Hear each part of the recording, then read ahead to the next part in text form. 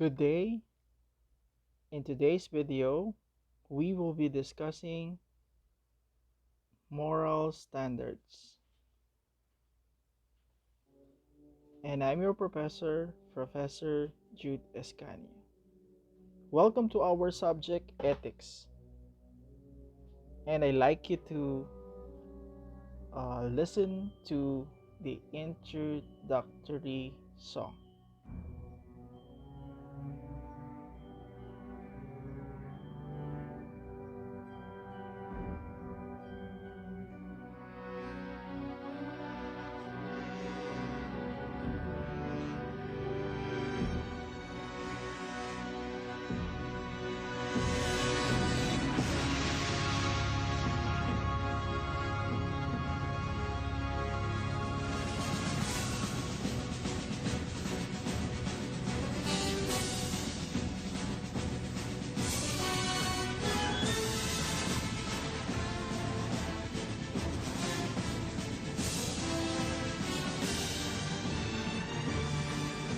All right. All right. So we proceed now with the objectives of this topic.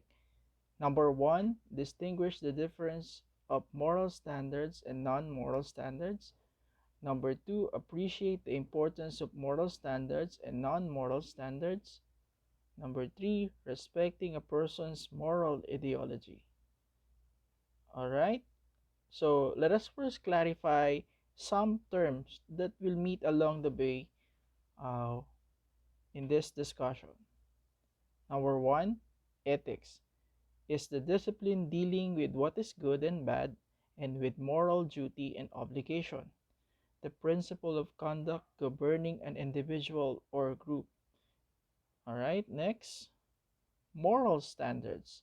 Moral standard refers to the norms which we have about the types of actions which we believe to be morally acceptable and morally unacceptable. Number three, non-moral standards. Non-moral standards refers by which we judge what is good or bad and right or wrong in a non-moral way. Let's have an activity. Let's read the instruction, analyze the given picture, and explain your idea about the meaning it depicts. So here's the picture. All right. So I like you to focus your attention on the picture and try to remember everything that is within the picture. Right? I'm giving you 5 seconds to do that. 1, 2, 3, 4, 5. All right. So let's proceed to the next slide. Now, what can you say about the picture? Yes, the picture is all about a fruit basket. Now, can you remember the fruits inside that basket?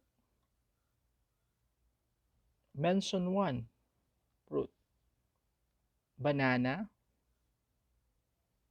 pineapple, orange, grapes, etc. All right, you have a good memory. Congratulations. Now, let's dig deeper. What meaning does the picture portrays? In a much broader concept, what does the picture portrays? Unity, probably. What else? The picture portrays diversity. Okay, so what do we mean by diversity? Diversity is the condition of having or being composed of differing elements, or an instance of being composed of differing elements or qualities, an instance of being diverse. Now, in the Filipino language, we usually call this halo-halo, right? Magkakaiba. Okay. Now, uh, why did I give emphasis on the term diversity? Because diversity will be a factor that leads people to different to the different beliefs and practices. Okay? And this different beliefs and practices may affect the relationship within a specific group or community. So let's consider the following illustration. On your left, on your left, you will note here a picture of a lady wearing a hijab. And we can say that this lady is probably from Saudi Arabia. Our Muslim sisters usually wear this kind of outfit. And for them, it's sacred. And for them, it is very decent. Now, on your right, you will note here, and you will notice here, a lady wearing a professional business attire, wherein her arms, part of her arms were exposed, and part of her legs and bosom were partially exposed. Now, what's the difference between the concept when it comes to the dress? On your red, on your left, the lady wearing the hijab believes that wearing this kind of attire is sacred and religious. And in your right, probably the lady wearing a business dress feels comfortable and professional with regards to what she wears. Now, this different ideology leads sometimes into confusion, and sometimes it leads to misunderstanding. And when misunderstanding erupts, there goes the problem. So we need to address this kind of misunderstanding. How do we do that? We need to be aware of the definitions of moral standards and non-moral standards, because having a clear background of these two will give us clarity on uh, in respecting other people's point of view.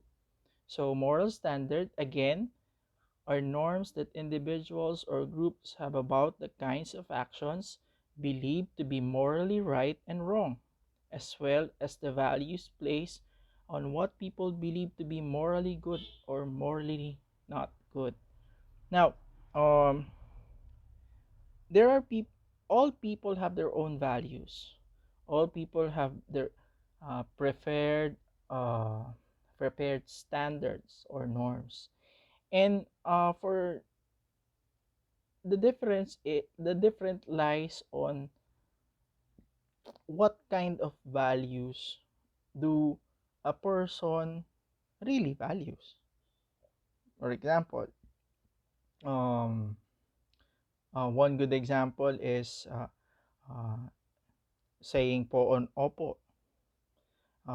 Our grandparents and our elderly usually taught us to say po and opo, and it's one way of showing respect to elders. But for some, uh, not using po or opo would not mean that uh, that person shows disrespect to elders. So it really depends on the values possessed by a person. Okay, and this is a good example of moral standards. Now, to give another definition of moral standard, it promotes goodness, that is the welfare and well-being of humans as well as animals and the environment. It does not only caters human beings but also animals and of course the environment. So whatever good for human beings, animals and environment, we consider that as moral standards. Okay, consider the following illustrations. Moral standards are combinations of norms and values. Now, norms, an example of norms, rules about actions or behavior. Now, what are the opposite of norms. Example, rape, crime. That's the opposite of norms. Values. Values, beliefs about what is good. Okay? So, helping the needy, that's a good example. Now, combining norms and values, it is equivalent to moral standards. Is it clear? Do you have any more questions? Or do you have any questions so that we can proceed to the other definition? All right, so we move on to the characteristic of moral standards. Now, to give you a very clear idea of what moral standard is all about, let's first discuss its characteristic. Number one, it focuses on matters that can harm and benefit human beings, animals, or environment. Now, here, it can either harm or it can either benefit human beings, the animals, and environments. That's the characteristic of moral standards. So it may either be good or it may either be bad, and all those decisions that will be uh, given by a person may either affect human beings or fellow beings, animals, and environment where he lives or where the person lives. Next, number two, cannot be influenced by authoritative individuals. Whether we like it or not, all person or all people or all human beings, as mentioned a while ago, have their own personal values. And these personal values and norms were taught to them by their experiences and, of course, by their history. Now, all those norms and values cannot be influenced or cannot be dictated by any authoritative individual because it's embedded to them, again by their culture, again by their history, again by their personal experiences. All right, next, number three, take consideration of other standards. Even though persons or people have their own values and norms, they always take considerations of other standards. All right, provided, however, that they do not disrespect others' point of view. Next, number four, based on impartial consideration, similar to number three. So there are considerations that may be done before adapting a specific moral standards. Yes, you're correct. You heard it right. A moral standard can be adapted, as mentioned a while ago. It can either be from their history, it can either be from their experiences, or it can either be to a person's culture. Those three factors affects the moral standards of a person. Okay, that's why it's one of the characteristic number four, based on impartial consideration. There are always consideration that human beings take before adapting a specific moral standards. Next, number five, it deals with emotions. So, let me be very clear with this. Moral standards particularly hits a person's emotion. How? For example, if a Muslim lady, just like on my previous example in this PowerPoint, if a Muslim lady were prohibited in wearing hijab, uh, partly on herself, she will feel humiliated because she was uh, forbidden to wear the traditional or respected uh, attire. All right, so doing that will greatly affect her emotions. So when we talk about moral standards, it deals with human beings' emotions and how this emotion will affects the rationality of that particular human being. All right. So I hope it's clear. Next, we move on to non-moral standards. It refers to the standards by which we judge of what is good and bad in a non-moral way. So when from the title itself, non-moral standards. So it particularly does not deal with one's emotions. Example, etiquette, law, aesthetics. Etiquette, um, the standard or correct practice of doing things in a much more respected way. That's my own definition. Of course, there are different definitions. Laws, uh, these are set of rules uh, that were set by human beings themselves to follow and to create order. Aesthetic, it deals with the uh, uh, the the appearance, the uh, the appeal, the physical appeal of the environment or a person, something like that. But it does not deal with one's emotion.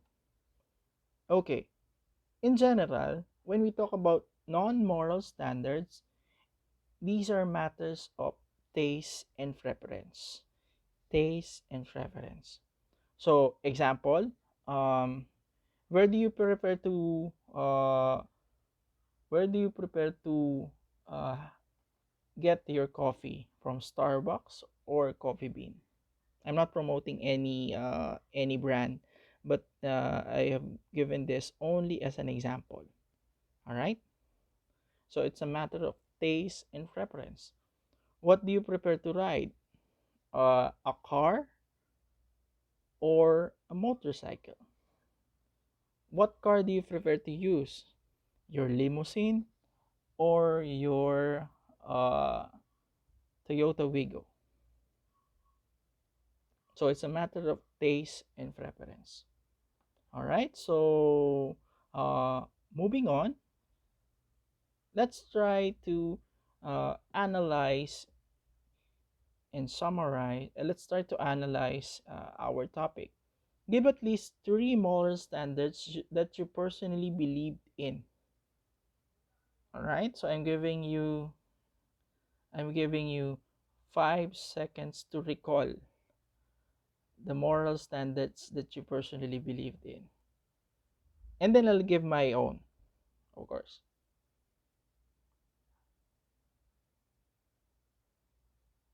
2, 3, 4, 5. All right. So I'll give my own moral standards that I personally believe in. Number one, I believe in God, right?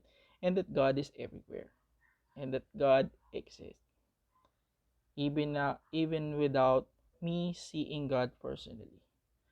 Three, and number two, I believe in karma. Karma is eternal.